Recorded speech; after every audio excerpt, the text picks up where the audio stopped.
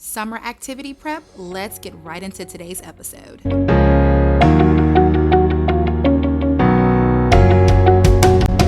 The first thing I'm whipping out is the summer activity plan, and I have it broken up into a section, which is Bible verses, literacy, writing, and math. This template is edible, so if you want this too, make sure you download it in from the description box below.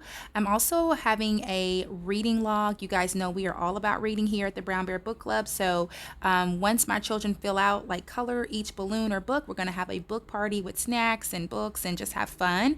Let me know if you guys want these. This is also in the description box below. One of the first things I did before I started planning was ask my kids what did they want to learn about this summer, and one of the topics they both said was animals, which I know that they're more willing to learn when it's something they're interested in. Now, with an animal theme, I wanted to make sure we were all stocked up with all the different art supplies so we could make the animals, we could make their habitats, we could make things as we're learning things, do different charts. And so I wanted to make sure we had it all organized. I took a whole day to do it, and it just made it super easy. And if you're needing this organization card too, I'll make sure I link it below.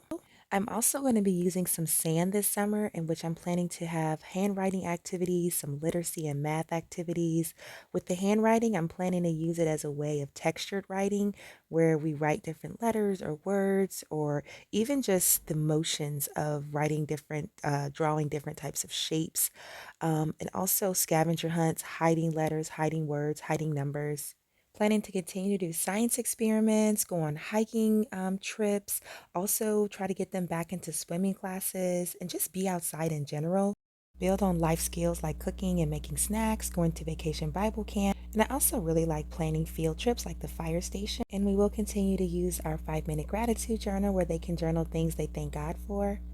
And one thing I want to keep in mind is Psalm 90:12, where it says, "Teach us to number our days that we may gain a heart of wisdom."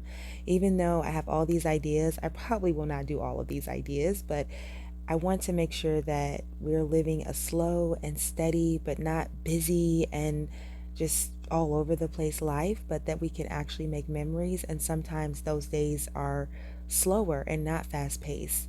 And just being present is sometimes the best present I think we can give our children.